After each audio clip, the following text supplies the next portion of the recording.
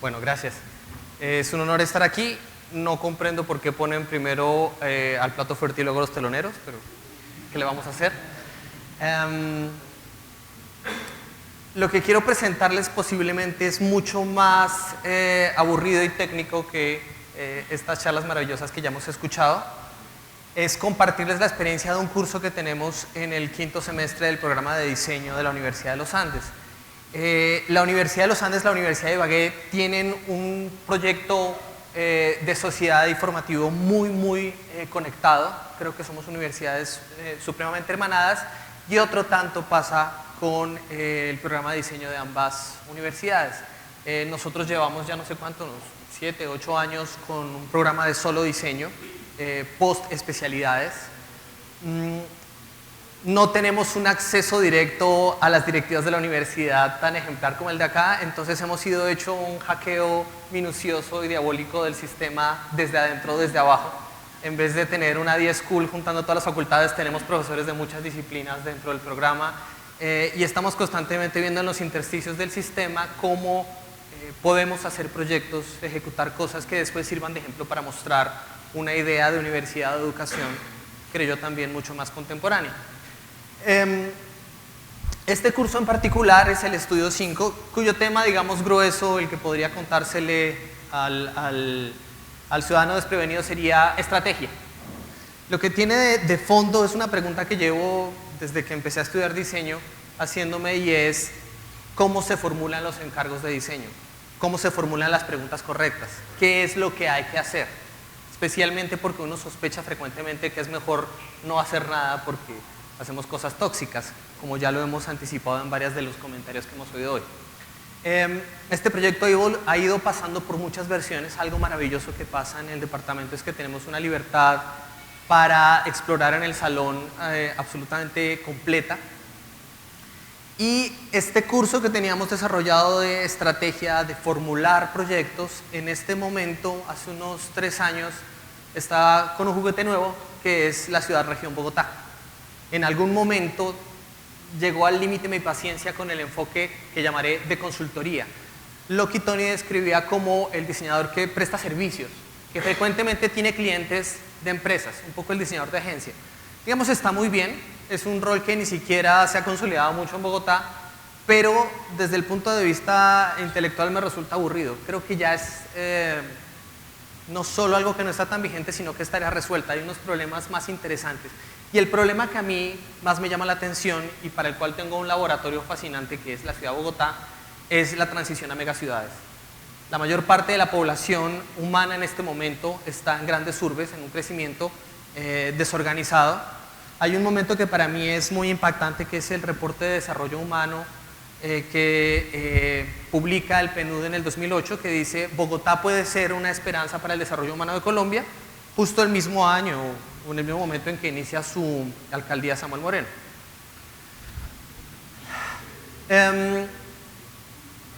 Y esa transición a megaciudades que estamos teniendo en muchas de nuestras grandes urbes es un tema que, si no cuidamos de él, si no nos hacemos cargo de él, va a ser algo que desencadene muchas dinámicas muy negativas, muy complicadas, muy problemáticas.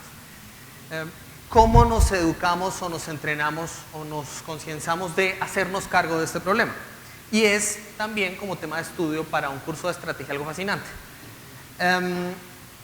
Una cosa muy interesante que tiene el programa de diseño de la Universidad de Ibagué es este compromiso con el desarrollo regional que hereda de su universidad madre. Y el curso es un excelente espacio para que conversemos los dos programas. ¿Cuál es el papel del diseño en el desarrollo del territorio, en la construcción del territorio? Y entonces, gracias a esa conversación, la profesora Gina Molano, aquí presente, estuvo como profesora invitada en la Universidad de los Andes el semestre pasado, y dimos este curso juntos.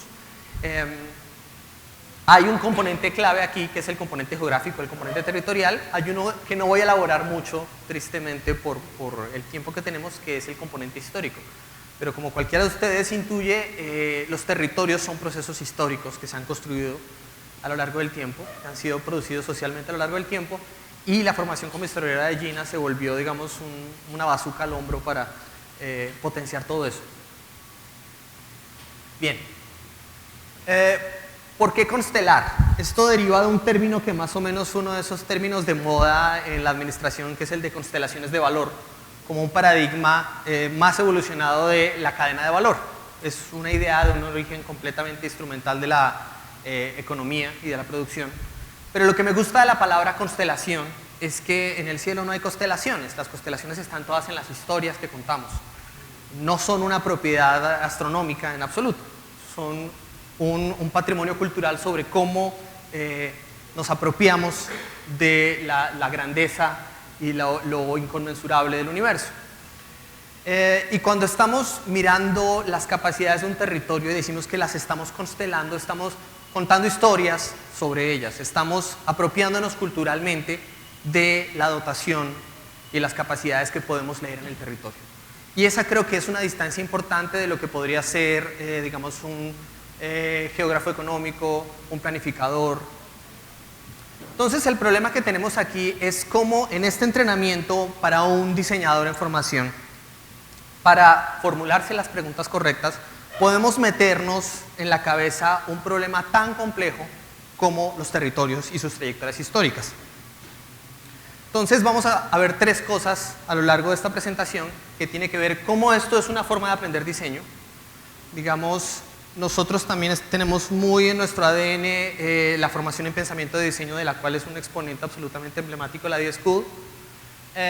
Y ese salto de complejidad que nos implica los territorios también nos pone al límite lo que nos enseñan las metodologías de pensamiento de diseño.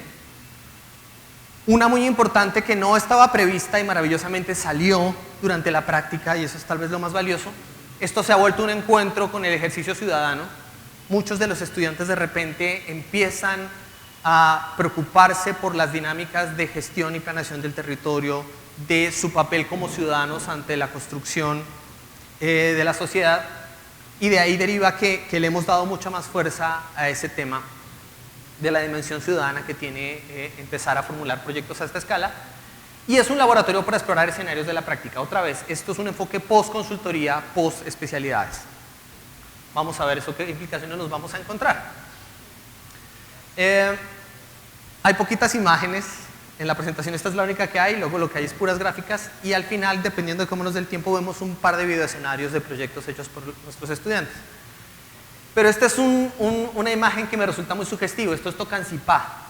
Tocancipá es un municipio al norte de Bogotá que está en un proceso de conurbación acelerada, ¿sí? Es una de las pocas regiones o zonas aledañas a Bogotá que está experimentando, llamémoslo, desarrollo económico, porque muchas de las fábricas, factorías de producción industrial, especialmente de alimentos, se están situando aquí. Hay una relación entre las infraestructuras, el canal de transporte y logística hacia el norte de Colombia, condiciones jurídicas, legales, de disponibilidad de agua y territorio que han hecho que muchas fábricas se pasen aquí. Y supuestamente ese es el desarrollo que quisiéramos ver en los países cuando firmamos un acuerdo de libre comercio o cuando estamos pensando en cómo los frutos del crecimiento económico empiezan a... se me ocurrió en inglés y no en español, bueno, a derramarse sobre el resto de la sociedad. Pero es una situación sobreproblemática. El milagro bogotano en realidad son unas cuantas islas de prosperidad rodeadas de un queso gruyère, de segregación, de exclusión, de vacíos, que no está resuelto, que no está siendo pensado, que si ustedes desde la perspectiva privilegiada de Ibagué miran cómo es el debate político en Bogotá, se darán cuenta que no importa el alcalde, la pelea siempre es la misma.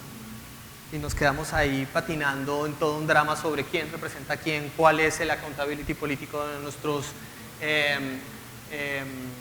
líderes, cuáles son los intereses que están agenciando, si son los públicos o no, etcétera, etcétera. Entonces, la ciudad-región, Bogotá, es el campo de juego mental para este ejercicio. Entonces, les voy a contar un poco la metodología que hemos ido desarrollando para meterle mano a estos problemas. Y le llamamos constelaciones de valor, igual que el nombre este que se ve en la literatura de autoayuda de los administradores, pero con el matiz que ya les describí, la constelación como una historia que contamos, la constelación como una apropiación cultural de un fenómeno que estamos observando. Lo que tiene de bonito esta aproximación es la escalabilidad. Lo más complicado aquí es cómo escalamos el pensamiento de diseño a múltiples niveles y podemos fluir por esas escalas. Y la unidad discreta que estudiamos, que sería este nodo de constelación, esto hagan de cuenta es una de las estrellitas, es una red de actores y artefactos en interacción gracias a la actividad. Constantemente estamos activos, estamos haciendo cosas, pero no hacemos cosas de una manera simplemente mecánica. Todos estamos de alguna manera poniendo en acción, reelaborando continuamente unos códigos culturales que tenemos entretejidos en nuestros cuerpos desde que somos criados. Entonces, esta interacción de artefactos es como los distintos intereses y agencias de los actores convergen en la actividad y son transformados y transforman en esa red que se forma de actores y artefactos durante la actividad. Entonces, aquí hay una práctica social llamada simposio y todos nuestros intereses, nuestra heterogeneidad, más o menos se sintoniza por este significado compartido. Estamos aquí juntos compartiendo esta práctica y de alguna manera regula nuestros conflictos, nos coordina, es un tipo de acción colectiva que nos permite intercambiar ideas entre nosotros. Si hiciéramos esto en la práctica cafecito afuera, ocurriría otra dinámica y estaríamos en otro flujo de interacciones que para algunos podría incluso ser mucho más exitoso para la transmisión de ideas y conocimiento. Pero este tiene una formalización institucional que nos importa porque, no sé, yo luego me llevo esto y lo meto a CBLAC o algo así. Pero entonces hay una interacción de actores y artefactos, se forma una red, esto está muy emparentado con las ideas de actor-red que tienen los estudios de ciencia y tecnología. Y esta actividad crea valor. Lo que es importante aquí es entender que no es simplemente valor en el sentido más básico que comprendemos como el valor financiero. El valor es una construcción social, tiene una multiplicidad de sentidos dependiendo del significado compartido. Podríamos estar aquí en un espacio como este creando un valor intelectual o podríamos estar en un ritual religioso creando valores sociales y simbólicos que también serían importantes. El contexto es muy importante, ¿sí? Y de aquí deriva creo que la idea más importante de toda esta aproximación. Ponemos en práctica lo social, elaboramos lo social de una manera situada a través de acciones estando presentes con nuestros cuerpos en el espacio. Eso creo que es muy importante no perderlo de vista a medida que cambiamos de escala. Estas actividades, con el tiempo, al repetirse, empiezan a cristalizarse. Todas tienen trayectoria histórica. Un poco esta es una esquematización que trata de explicar que con el tiempo el contexto que da soporte a estas prácticas sociales se cristaliza. Aquí estamos en un espacio físico cristalizado por la repetición del encuentro y que tiene un montón de conocimiento e ideas ya preestablecidos. La manera en que yo debo estar parado aquí versus ustedes allá sentados, que veíamos que, pues, como en la 10 School vimos, no es la única, no necesariamente es la mejor, pero esta trayectoria histórica nos impregna acá y nos dice, hay alguien que tiene algún tipo de autoridad que debe hablar sobre ustedes. Y esas cristalizaciones son parte importante de lo que leemos en el territorio. Y es el primer cambio de escala. Podemos verlo en la escala más instantánea, en las interacciones de las personas, podemos verlo a partir de las evidencias históricas como cristalizaciones que dotan el territorio. Entonces, el primer nivel de escala es el micro. El flujo de actividades pone en interacción personas y artefactos, crea experiencias e interioriza prácticas. Todos, al involucrarnos en las actividades que nos ofrece lo social, estamos viendo cómo esa actividad nos permite agenciar nuestros intereses. Y dependiendo de cómo nos vaya, tenemos una experiencia, puede ser grata, podemos tener un aprendizaje, podemos tener un fracaso, que también es un aprendizaje. Y también estamos constantemente interiorizando esas prácticas sociales como códigos que repetiremos y elaboraremos en múltiples iteraciones. Hay un nivel meso, que es un nivel donde podemos ver lo productivo, los procesos de creación de valor que le interesarían al economista clásico, al ingeniero industrial, El nivel micro nos permite ver mucho más el nivel, digamos, de experiencia humana. El nivel meso nos permite ver mucho más el nivel de actividad organizada, de flujos de capitales, de la manera en que reproducimos capital social, capital físico, capital simbólico y expresamos un significado social. Y un nivel macro, que es en el que las múltiples nodos de actividad se conectan para hacer procesos tanto sociales como económicos como políticos mucho más complejos. Y lo que es clave esa escala es que se puede leer un componente muy importante, que es el poder. Las relaciones que establecemos entre nuestros espacios de práctica no son simétricas, son asimétricas. La asimetría que hay entre este espacio institucionalizado con un logo que va al CEBELAC versus ese con un cafecito y una atención cuidadosa a las señoras es distinta. Este tiene más poder que ese. Si yo allá digo una super idea, dirán, ah, qué jocoso. Si acá logro en algún momento decir una super idea, dirán, ah, es un académico. Hay diferencias, y si eso lo pensamos a escalas mucho más macras, mucho más grandes, perdón, macras no existe, territorios, lugares, actividades tienen jerarquías diferentes. Y esas jerarquías se puede leer en clave de poder. El poder es un elemento importante para leer. Y así como intuíamos en la secuencia de gráficas de cristalización, hay también una línea de tiempo. Lo macro emerge de la trayectoria histórica de lo micro y lo meso repetidos e interconectados. Este es un poco el aparataje de conceptos con el que empezamos a trabajar el tema con los estudiantes. Obviamente no he explicado así de rápido ni tan abstracto. Lo cogemos con un ejemplo como el del fútbol. Alguno ya ha visto esa charla alguna vez, en el que a partir de un partido de fútbol empiezo a constelar hasta que llegó, no sé, a la FIFA, Berlusconi y Macri siendo dueño de algún partido argentino, algún equipo argentino, y uno puede ver todas las escalas en acción en un ejemplo muy cercano.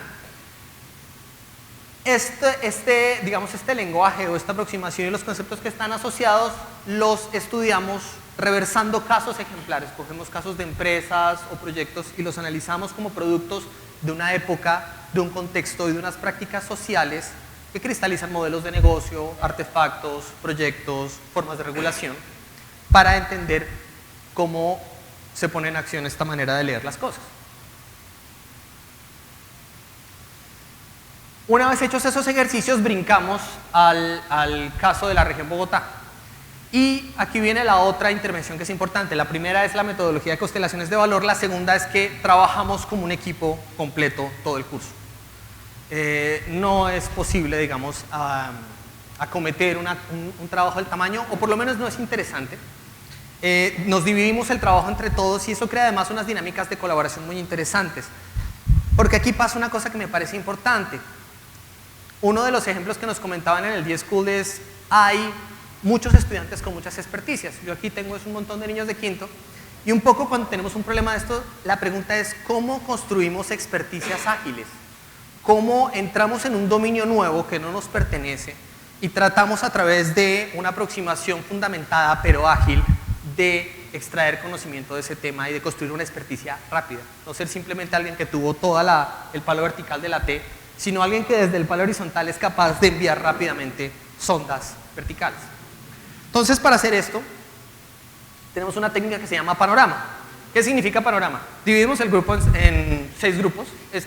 Se puede dividir en 8, depende del tamaño de sección que me toque. Eso sí es absolutamente burocrático. Y a estos 6 grupos les dividimos facetas del territorio. Y esas facetas funcionan por parejas más o menos compatibles. Esto también depende un poco de con quién nos topamos. Hemos hecho variantes distintas. Hay un poco ahí de intuición, pero aquí vemos las 6 facetas de territorio que utilizamos este semestre. Geografía y territorio versus regulación e instituciones, ecosistema productivo versus apuestas competitivas, es decir, el ecosistema de negocios y producción de la ciudad versus los casos ejemplares que mejor les ha ido, identidad y patrimonio versus plataformas de consumo. Son temas que conversan entre sí, pero que pueden mirar, digamos, distintas facetas del horizonte, pero que juntas pueden crear un panorama mucho más grande. Lo otro que hacemos es que cada uno de esos grupos que se forma ahí le decimos, usted es responsable de conseguir la teoría que le permite entender eso. Entonces, geografía y territorio tiene que aprender de geografía económica. tiene que aprender de geografía física, tiene que aprender de dinámicas de localización. Ellos son los que nos explican por qué la ciudad es un caso interesante de economías de aglomeración y tienen que hacer ese glosario. Regulación de instituciones, que fue uno de los grupos más exitosos este semestre, se fue a mirar teoría institucional y nos llegaron con conceptos importantísimos de cómo son las instituciones inclusivas versus las instituciones extractivas. Hacen un poco la tarea porque ya habíamos dicho, sí, ahorita el acceso a la información es mucho más fácil, pero además porque están en un territorio especialmente fructífero. Ellos están en la Universidad de los Andes, donde hay una concentración de expertos por metro cuadrado grandísima, donde tienen una electividad tremenda.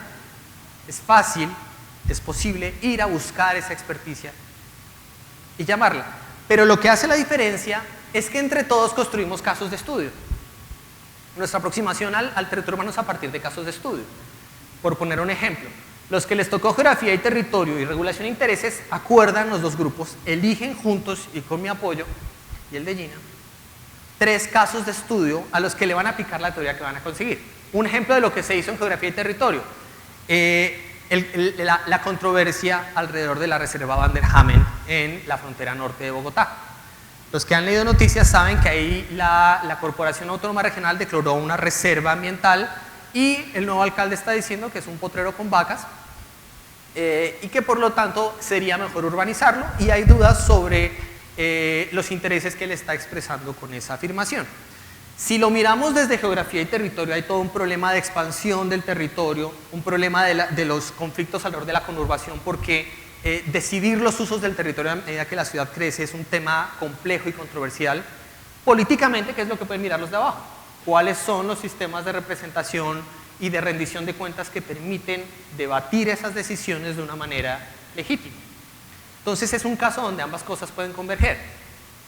En el caso de ecosistema productivo, por ejemplo, alguien se puso a estudiar cómo en la ciudad ha emergido toda una economía de negocios business to business, es decir, negocios de soporte de empresas a empresas, y en apuestas competitivas alguien estudia el caso particular de una empresa que es ejemplar en sus prácticas y que tiene mucho éxito.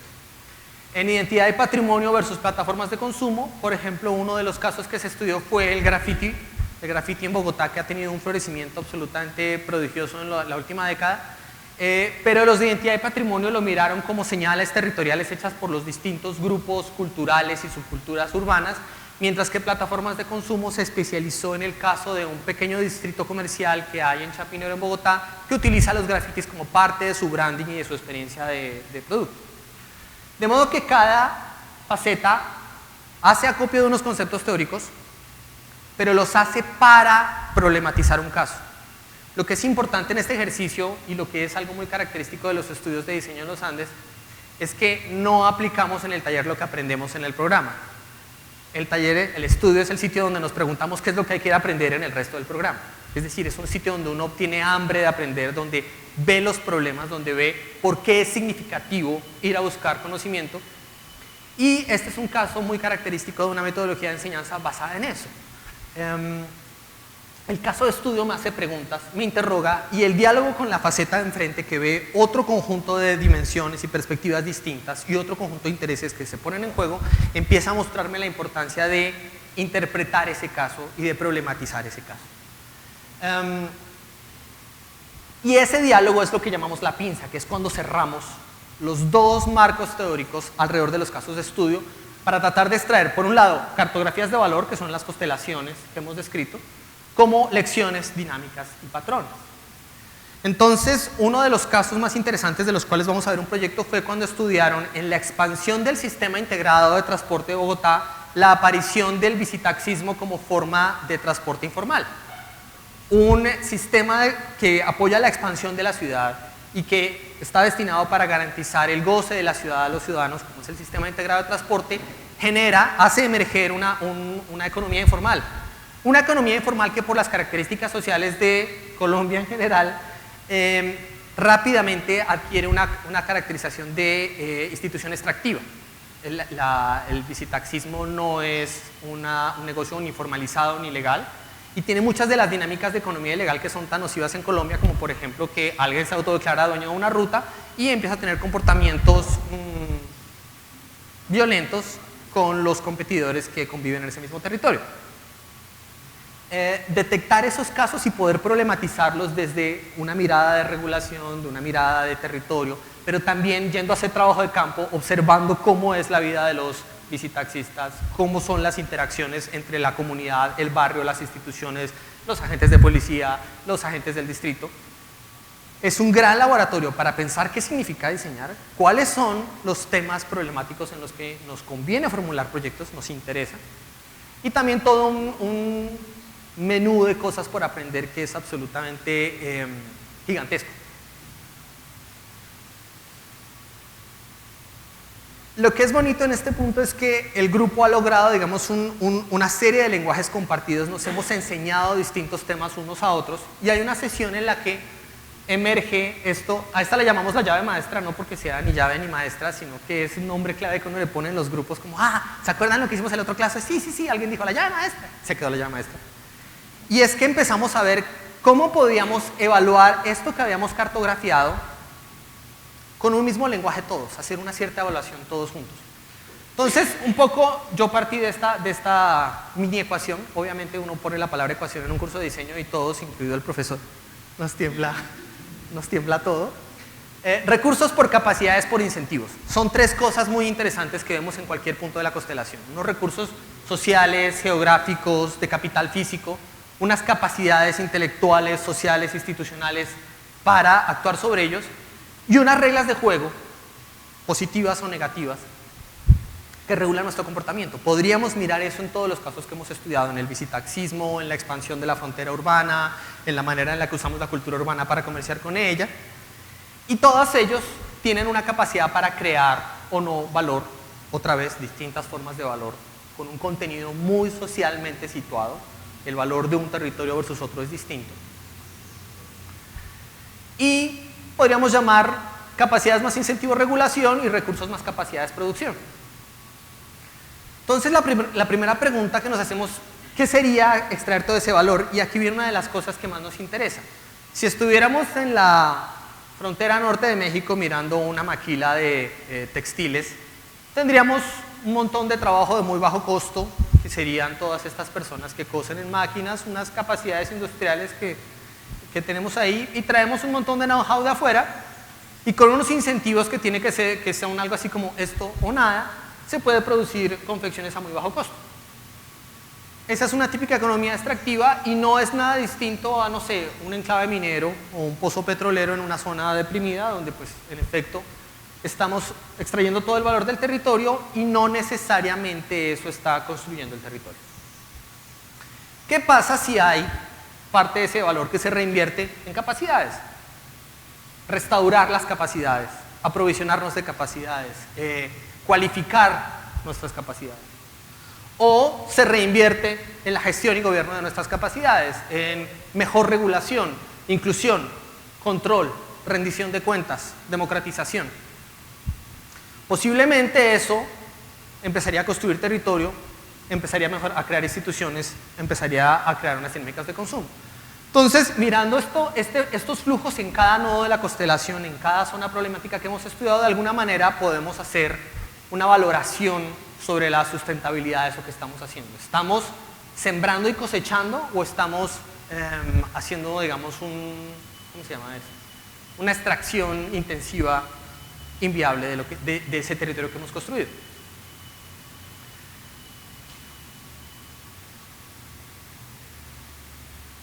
Entonces, resumiendo y avanzando, empezamos con unos casos de estudio que son una hipótesis del grupo sobre casos ejemplares donde podemos problematizar las dinámicas de una megaciudad en transición,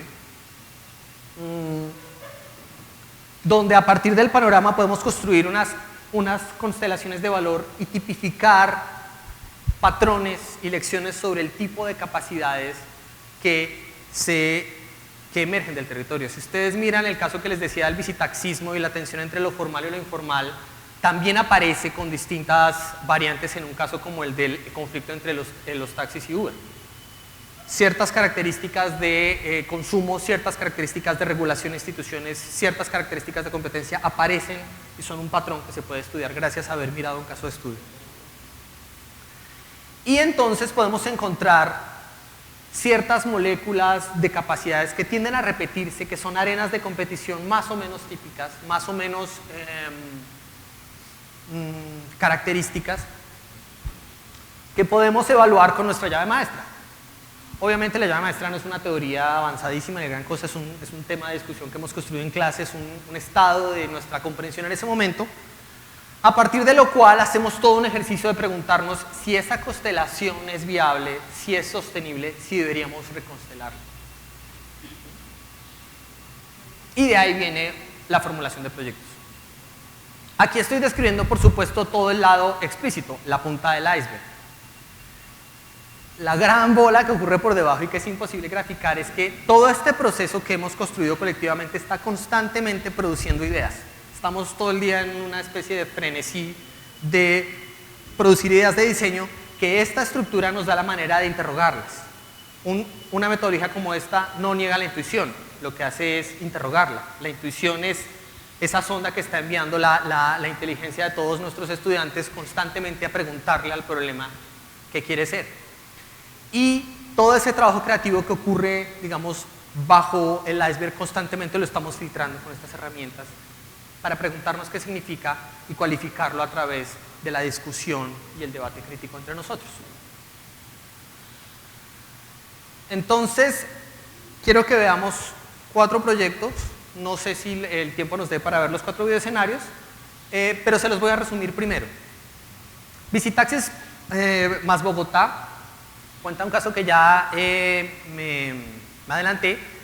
En la expansión del sistema integrado de transporte, ciertas zonas que tienen que alimentar, por ejemplo, grandes zonas residenciales, se forma un servicio informal de visitaxis, muy parecido a como emerge el mototaxismo en todos los municipios de Colombia. Empiezan a aparecer pequeños trabajadores informales y se organizan en grupos frecuentemente con una lógica de ley del más fuerte.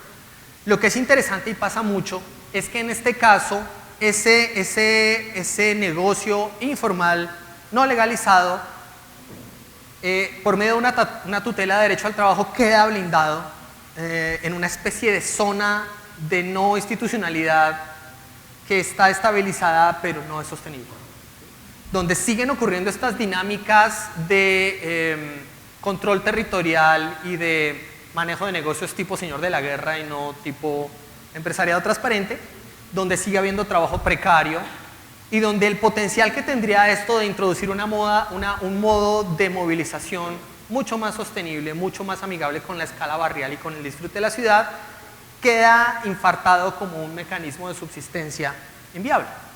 Entonces, los estudiantes que lo formulan, que dicen, esto es una cosa que hay que trabajar, cuando le dice, bueno, dicen, no, un momento, pero no era en serio, porque es aterradoramente complicado. A medida que uno va haciendo etnografía y va metiéndose en los problemas, se da cuenta que no tiene solución. Y ellos me decían, no tiene solución, está bien, no tiene solución, interven. No, pero es que no tiene solución, bueno, está bien, no tiene solución, hazlo. No, pero es que no tiene solución. Y bueno, y nos quedamos ahí 2 meses, especialmente porque, no sé, es aterrador a veces entender cómo funciona el mundo. Pero un poco la respuesta es, ustedes no lo van a hacer en serio, ¿cierto? Y si lo van a hacer en serio, tendrían que hacer primero esto para poder discutir con otros la idea, poder buscar más conocimiento, poder plantearse el no se puede de una manera mucho más argumentada que simplemente no poder. Finalmente, como siempre llega el deadline, pudieron no poder. Vamos a ver lo que proponen. Un poco el razonamiento es, sí, esto dejamos que creciera a un nivel insostenible, nos va a tocar meternos a todos la mano al bolsillo para arreglar esto, pero el potencial que tiene, si lo arreglamos, tiene sentido. Puede ser que hayamos metido las patas, pero ¿qué pasa si logramos crear modos de locomoción, modos de transporte, modalidades de formas de movilidad mucho más sostenibles a una escala barrial y disfrute de la ciudad, que es interesante? Porque además, porque no todo es este lado, ¿cómo decirlo?, pesimista y macabro que uno frecuentemente ve cuando lee noticias, sino que también es posible encontrar toda una serie de potenciales de emprendimiento que son interesantes aquí debajo. P2B fue muy bonito porque fue todo este razonamiento de ciudad de negocios de Bogotá como gran ciudad central donde se hacen negocios y donde cualquier empresa puede conseguir múltiples expertos, ¿cómo volverlo influyente? Hay un grueso de la economía que son pequeños negocios, pymes, mipymes, pequeños emprendedores, que no tienen acceso a ese conocimiento y lo tiene allí pegado. Que las barreras de entrada al conocimiento que tiene una institución como la Cámara de Comercio, que no son barreras de que no los quieran atender, sino de que hay barreras culturales, barreras de lenguaje, barreras de conocimiento, pero también el hecho de que muchos de estos emprendedores son informales porque emprender y rebuscarse es una acción riesgosa de prueba y error, donde el costo de transacción de formalizarse es excesivo para los valores y las perspectivas de ellos y la capacidad de riesgo que pueden asumir, de modo que ellos mismos están por fuera del sistema de acceso a ese conocimiento que les podría ofrecer una institución. ¿Cómo volverlo accesible? Ellos se inventan una especie de, el ejemplo va a sonar espantoso, pero uno de nuestros referentes fue Open English. ¿Qué pasa si creamos una plataforma donde profesionales jubilados pudieran servir para aconsejar a estas personas cuando llegan a ciertos momentos cruciales? Típicamente muchos de los problemas administrativos que tienen ellos son relativamente fáciles de resolver cuando se tiene experiencia o entrenamiento. Problemas de contratación, de cosas para fiscales, de reaccionar a los cambios en el mercado, que si uno logra establecer espacios de confianza donde puedan hablar con un experto, se pueden resolver relativamente fácil y pueden servir como un incentivo para muchas de las prácticas informales, traerlas a la formalidad no por un ánimo de moralista de legalización, sino por integrarlos a otras dinámicas de crédito o de acceso a conocimiento que pueden proteger este tejido económico. Este es uno muy particular. El Madrugón es una feria de confecciones popular que ocurre en San Victorino. En San Victorino hay una industria de confecciones absolutamente gigantesca, muy sofisticada, y que lo más maravilloso es que ha emergido por prueba y error a partir de procesos completamente de base. Y ya estamos en el punto en el que hay reportes de tendencias en el Madrugón, hay Semana de la Moda en el Madrugón, pero muchas de las dinámicas institucionales también son complejas y muchas veces expresan más la ley del más fuerte que otras mecánicas. Ellos de alguna manera hacen un diseño que es problemático. Esto nos han caído encima varios hablándonos sobre la estereotipación de género que hace. Y un poco la idea de estos prototipos es que sean provocaciones para incentivar el diálogo. Ellos dicen, ya hay una semana de la moda, ya hay una modelo del Madrugón, hay un montón de modelos que trabajan en las pasarelas de Madrugón, pero utilizan el lenguaje cultural de los reinados populares, no tanto para cambiar eso, sino para introducir una forma de organización y cooperación entre ellos distinta a la que hay. La idea del reinado popular como un espacio para crear dinámicas de interacción, diálogo y acción colectiva entre estos pequeños emprendedores era, digamos, nuestro caballo de Troya metido dentro del gran reinado de la confección popular, donde además el otro par de caballos de Troya es que hay también modelo masculino y que aparece un rol nuevo que también sacamos de los reinados que se llama la primera dama, que es una representante de los empresarios que tiene un rol parecido como el de la reina del café, que también se espera que sepa de café y se vuelve una especie de gran embajadora de la industria. Y con estas dinámicas que están culturalmente muy situadas como los de los reinados, hackear las instituciones del Madrugón para crear unas dinámicas que les permitan aprovechar ese crecimiento tan gigantesco que están teniendo. Especialmente porque ahorita ya habrán oído las noticias de la competencia de China en el Madrugón. Si no se organizan y empiezan a crear unas dinámicas institucionales más robustas, la cosa se va a complicar. Y el último es la 53. Este tiene otra cosa muy bella. La 53 es una calle que existe en Chapinero, en Bogotá, que se ha especializado en lo que llamaríamos manualidades o arte country. Entonces ustedes consiguen en época navideña todos los adornos de Navidad, pero el resto del año hilos, patos en cerámica para colorear, pinturas, artículos decorativos. Y es un sector comercial con una gran complejidad económica e industrial que es muy subestimado porque son hobbies de mujeres. Y digamos todas las políticas de promoción del emprendimiento y del crecimiento económico ni siquiera lo ven porque pues eso es una calle de maricadas. Entonces hicieron todo un trabajo de pensar o repensar qué pasaría si trabajáramos con un enfoque de género o haciendo conciencia de ese sesgo de género el desarrollo económico del madrugón como clúster. Entonces, voy a ver qué tiempo tengo porque creo que puedo ver un par. Entonces, una forma de aprender en diseño, porque no está basada en metodologías, a pesar de que esto aparentemente es un método, pero como no sé si habrán notado que no es primero haga esto, después haga esto. Busquemos casos de estudio, tratemos de investigar qué significan, dialoguemos entre nosotros, son más principios para aproximarse que métodos de primer paso, haga una matriz y ponga 5 casos, que me parece que son bastante estúpidos los métodos. El filo de los cinceles no sabe escultura, entonces la enseñanza demasiado basada en métodos y no en forjar criterios me parece que está fallida desde un principio. Lo importante que apareció en la práctica de este curso, la idea de ejercicio ciudadano. Muchos de los estudiantes de repente están ahorita queriendo estudiar urbanismo o queriendo estudiar cómo se formula política pública o estudios sobre desarrollo porque han comprendido la importancia de hacerse cargo del crecimiento de la ciudad, de hacerse cargo del desarrollo de la ciudad. Y no es un curso pensado desde las experticias nucleares del diseño, a menos que la experticia nuclear del diseño sea enfrentar el cambio y volverlo viable culturalmente, en cuyo caso sí. Pero no está en la lógica de las especialidades del diseño. Aquí no estamos pensando y entonces ¿cómo vamos a hacer un producto industrial de 5.000 unidades o cómo vamos a hacerlo gráfico? No sé, hay que hacer algo que importe. Pero hay preguntas que están sin resolver. Es clarísimo que tenemos que mirar mejor las dinámicas transterritoriales. El tema de la globalización de las megaciudades es un tema que está presente en nuestras discusiones, pero todavía no lo estamos trabajando. El semestre a veces no nos da el tamaño. Las dinámicas interterritoriales, que es algo que tenemos pensado hacer porque vamos a, si todo sale bien, tener un estudio paralelo al nuestro acá, entonces vamos a mirar las diferencias, semejanzas, interacciones que se forman entre un territorio con las características de la región Tolima versus el nuestro.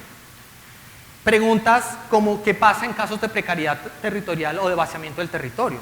Todo este queso gruyere de espacios marginados y segregados, esta visión un poco optimista que nosotros vendemos, cómo viabilizarla ya mejor. A 45 minutos de Bogotá en cualquier dirección uno encuentra zonas de Cundinamarca que están en unas dinámicas históricamente muy diferentes. Y el santo grial de cualquier proyecto en diseño, cómo incluimos mucha más gente para discutir esto, porque estamos trabajando temas a una escala y con unos valores que son muy importantes, pero toda la metodología de enseñanza que hemos logrado madurar se necesita tener un pensamiento gráfico y una capacidad de manejar incertidumbre que ya tenemos entrenada en pregrado, pero que todavía no está muy claro cómo la podemos poner en diálogo con otras formaciones. Es una tarea todavía por cumplir que ahorita la voy a probar en la maestría de diseño a ver qué nos pasa. Entonces veamos un par de videoescenarios.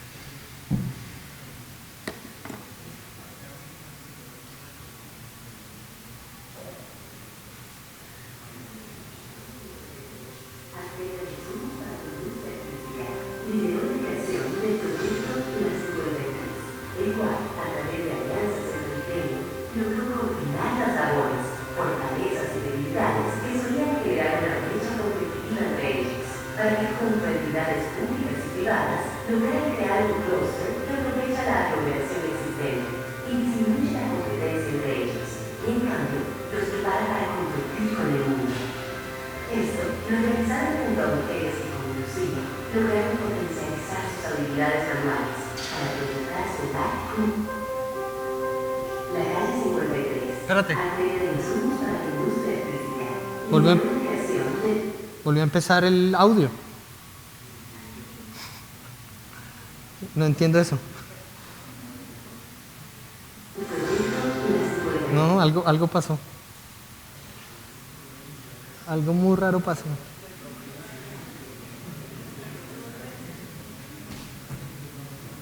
Sí, lo voy a reiniciar. ¿Quieres que se vea eso y miramos de pronto otro? Eso. Necesitaba llevar mi casa para mostrar el poder detrás de esto. Yo venía a las 53 y compraba mis cositas. Era la buena porque encontraba estos coches pintados, pinceles, las pinturas, todas las cosas. Era las compraba, las llevaba a mi casa para arreglarlas o decorarlas o para vender, pero solamente en épocas de Navidad hacía la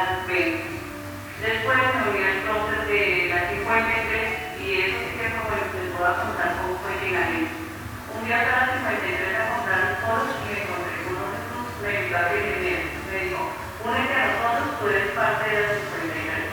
Me mostró el carnet que le dieron para que pudiera tomar clases en escena de cosas como finanzas y administración. Y me dijo que si me venía me daban eso y hasta más y me enseñaban cómo hacer de mi casa una empresa. Cuando decidí meterme, tuve que tomar clases en la 53 para que me dieran el certificado y de una vez me enseñaron cómo dar clases y eso que hasta pena me daba.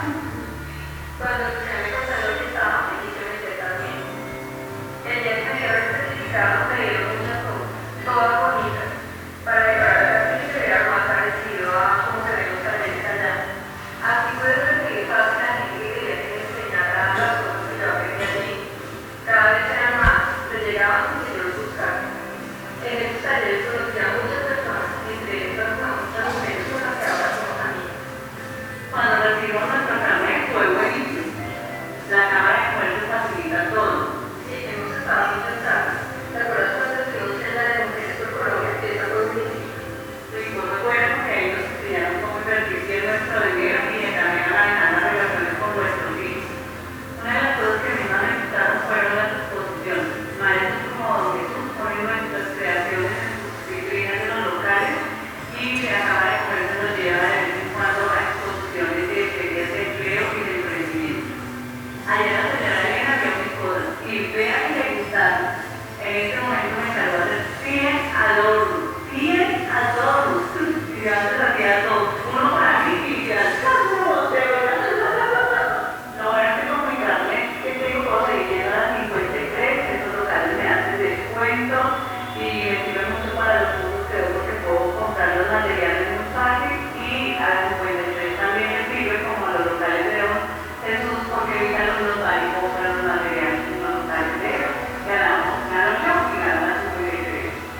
Y es que así como Doña Olga y Lucía, muchas mujeres más están aprovechando sus capacidades junto con las 53 para lograr ser empacadoras de su oficio y crecer juntas trabajando en una visión futura donde su red empresarial se expande y sus habilidades se fortalecen día a día. Y es que yo quiero imaginar que mi empresa estaba al alcance de mi mano.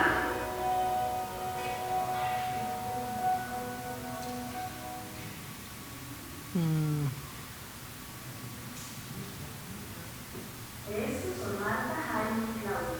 Ellos, como muchos pequeños empresarios en Bogotá, son el corazón y el sustento de la economía local, ya que con su labor satisfacen las necesidades del día a día de los bogotanos, generan empleos y oportunidades. A pesar de su importancia, el 80% de estas empresas enfrentan situaciones que les llevan a la quiebra en menos de 5 años. Yo ahorita soy buena en la tienda de barrio para la candelaria, entonces yo empecé a tener como perspectiva de crecimiento porque yo quería tener otro negocito más. Entonces lo que hice fue que sí contrataba a una señora que me administraba mi tienda. Entonces resulta que yo empecé a notar que había menos venta. Primero pensé que era porque pues, yo no estaba en la tienda tan pendiente como antes. Después me di cuenta de que las cosas no estaban bien. Entonces le dije a esta niña, María, se llama, que viniera el sábado para poder hacer un inventario. Ella nunca llegó y yo la revisaba acá y se había robado la plata.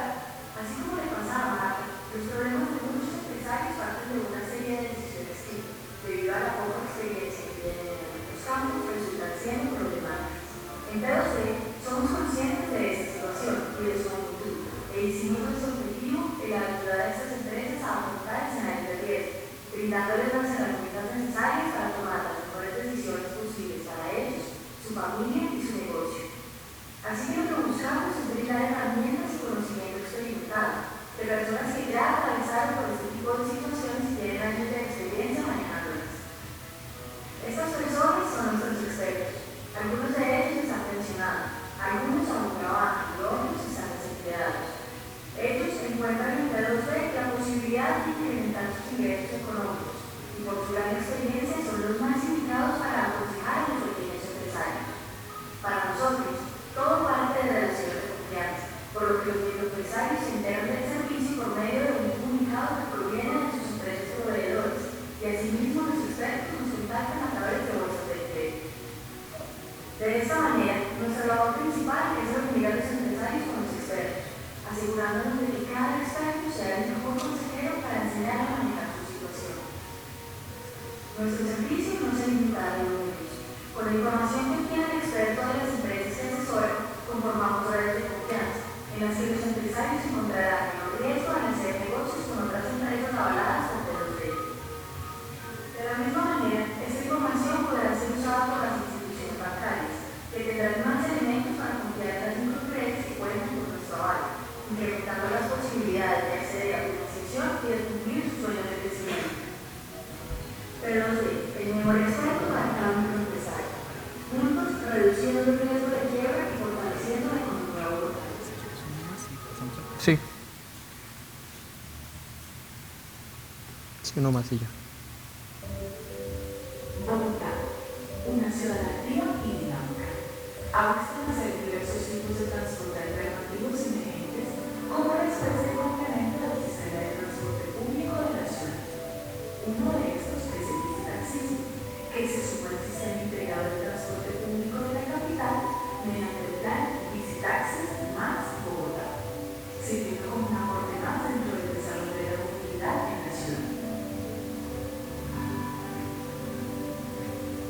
Dentro de este proyecto se buscó formalizar esta actividad de manera que se identificara la labor de los conductores, aprovechando el transporte como una solución sostenible y socialmente responsable, y que sirviera como una propuesta a la demanda por una movilidad a escala variable.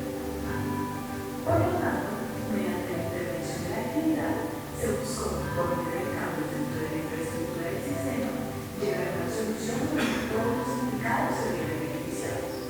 Hola, buen día. Mi nombre es Alejandro Martínez. Yo soy propietario de Bicitaxis de la zona norte del Maturé,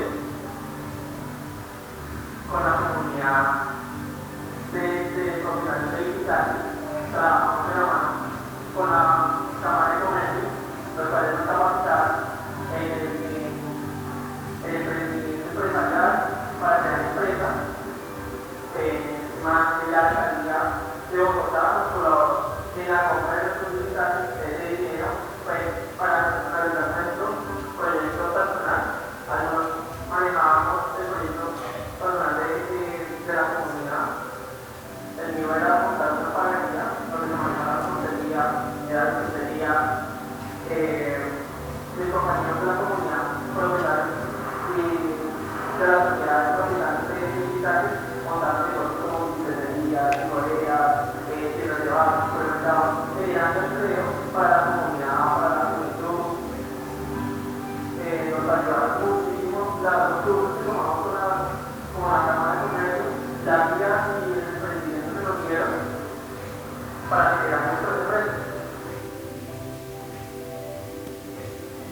El proyecto nos ha ayudado como en capacitarnos y los pasajeros se sienten como más seguros hoy en Bicitaxis.